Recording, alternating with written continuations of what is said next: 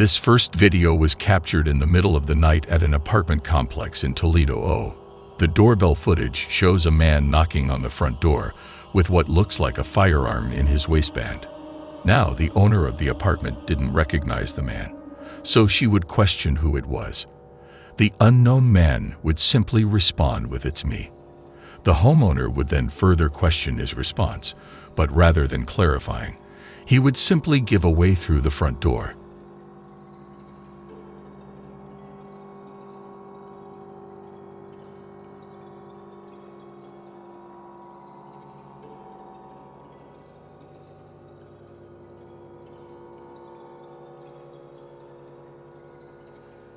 But rather than clarifying,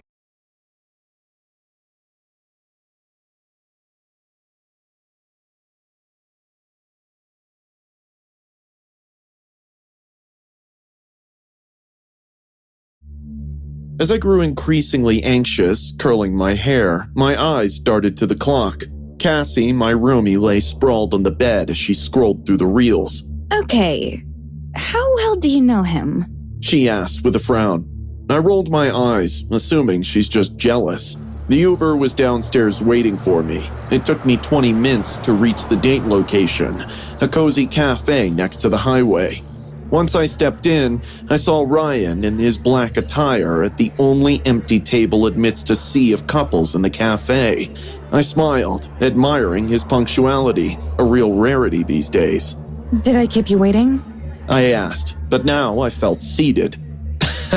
No, just 30 days, 20 hours, and 5 minutes. We laughed out loud together, and right then and there, I knew I was going to have fun with this date. Conversation flowed easily. We laughed, flirted, and fed each other bites from our dishes. I was certain that if he invited me over to his place after dinner, I'd probably say yes. At around 9:30, Ryan excused himself to the bathroom. As he walked away, his handkerchief fell from his pocket. I bent to pick it up to return it, but somehow it didn't feel right. It felt heavier than I expected. Curiosity gnawed at me, and I unfolded it. My breath hitched in my throat. There was a shiny, sharp scalpel wrapped in it. Dried blood was still stuck to the blade. My body went right into the shutdown mode. Suddenly, Cassie's worries echoed in my mind. I must get out of here soon. Before Ryan could come back, I forced my face into a neutral expression. I slipped the handkerchief into my purse and steadied my hands. Ryan returned with a smile on his handsome face that didn't feel handsome anymore. "All okay?" he asked, scanning me. I nodded, forcing a smile. Yeah, just checking my phone. I pretended to eat, desperate not to raise suspicion. "How about we go to my place for a couple of drinks?" he suggested. Oh, actually, my roommate just called. She's sick. I'm sorry, but we have to call it a night. Ryan's expression shifted. His eyes darkened. Slowly, he picked up the fork from my plate. I noticed how he gripped it like a knife. Then, out of nowhere,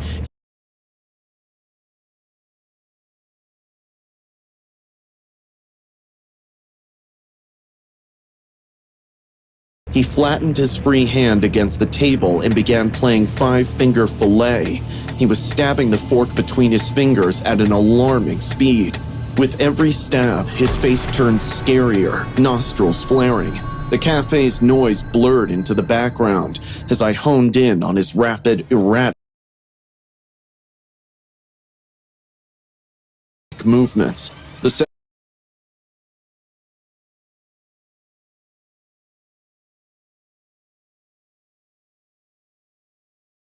sound of metal against wood matched the racing rhythm of my heart.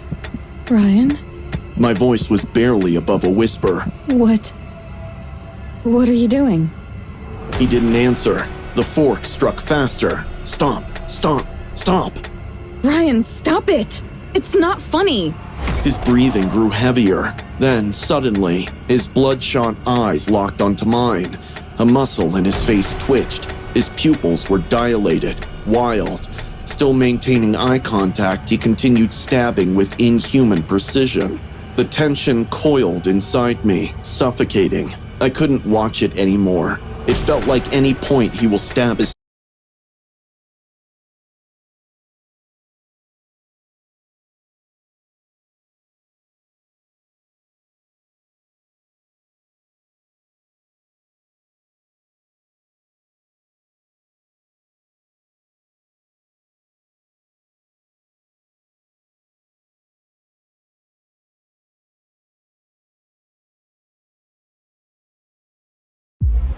Why won't you let me in? Sorry, piano players only. Oh, I have simply. My name's Adam, and as ridiculous as it sounds, I'm terrified of water. I'm sure you'll think there's nothing weird about this, right?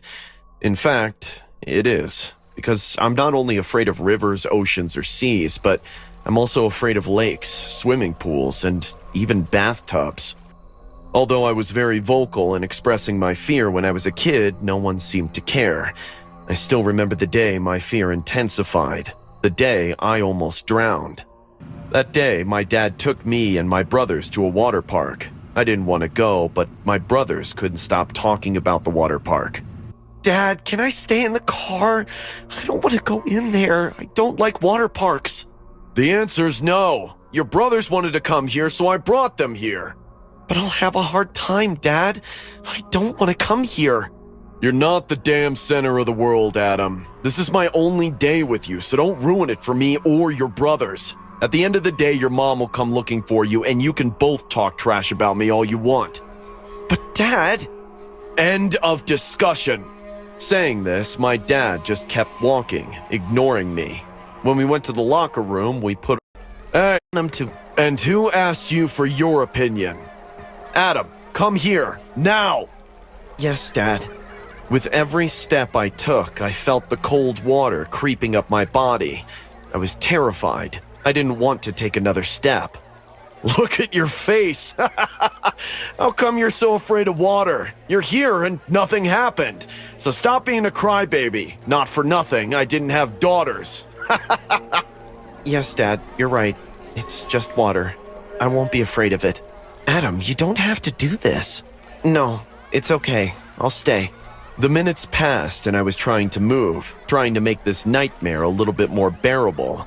One of my brothers was playing in the deep end, so my dad went to get him, and I was left alone. Suddenly, I started to feel the water getting colder and colder. I was freezing. I thought about taking advantage of my dad's absence to get away, but the moment I turned around, something stopped me. A hand grabbed my foot and pulled me back. I was on my back, so I couldn't see who it was, but that hand grabbed my foot with a lot of force and pulled me into the deep end. My whole body fell into the water. I tried to swim, but it was of no use. It was much stronger than me. I began to drown until someone put his hand on my neck and lifted me up. Kid, I leave you alone for 20 seconds and you're already drowning in a pool half a meter deep. I looked behind me and there was no one there. My foot was loose too. Whoever grabbed me had let go. Dad, I need to go now. Please, I can't stay here any longer. Adam, I'm being very patient here. We already had this talk. I assured you I would love you not to be here. You clearly prefer your mother. Unfortunately, I have to spend the day with you. So I'm warning you, for the last time, stop complaining or you'll regret it. Do you understand? Yes. Dad, seriously, you shouldn't push Adam like this. Tate, I told you, I didn't ask for your opinion. I'm sorry. Adam, do you really want to get out of the pool? All right, we'll go to the water slides instead. Yes, okay, anything but the pool. My brothers also happily agreed and went up the slides. The slide was quite high and luckily far away from the water. My brother went first. He screamed with happiness as he fell. I smiled in anticipation, but when I saw my brother reach the bottom, I realized something terrible. How had I not thought of it? All the slides end in the deep end of the water. I turned around to get off, but behind me was an unyielding, angry face. My dad was staring at me. I had no choice but to jump.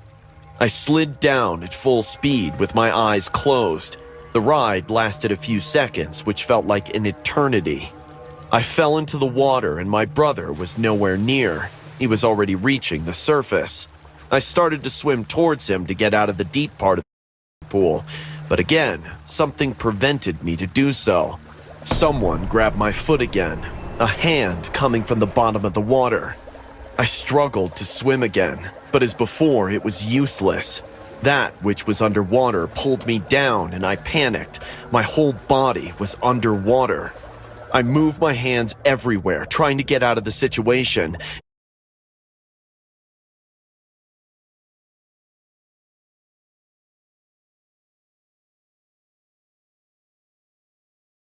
And I felt that the water on my back was freezing. I turned around and saw it. The corpse of a child was floating in front of me. I screamed in panic underwater, and in response to this, his eyes suddenly opened and stared at me. At that moment, my body became paralyzed. I could no longer move. My mouth was still open, and I could feel the water coming down my throat. Everything began to blur, and my eyes began to close. Somehow I was alive. Out of embarrassment, my father picked me up and walked with me to the car, not saying a word to me. Before I got to the car, I met my mother.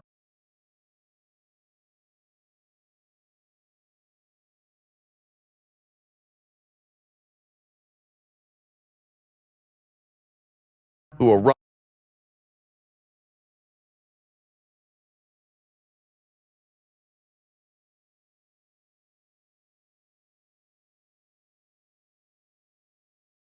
Out of embarrassment,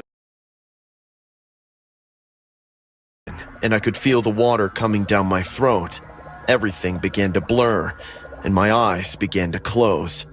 Somehow I was alive. Out of embarrassment, my father picked me up and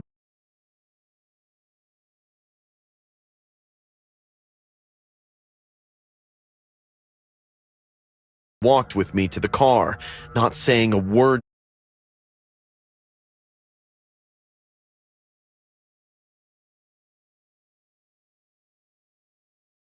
Everything began.